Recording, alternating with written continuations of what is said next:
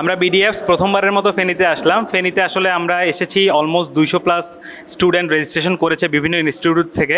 তো এর মধ্যে থেকে আমরা 80 জনকে চুজ করেছি এবং ফেনীর মানুষের মধ্যে এবং ফেনীর স্টুডেন্টদের মধ্যে আমি যে এনার্জি পেয়েছি তা আসলেই খুবই অভিভূত করেছে আমাকে।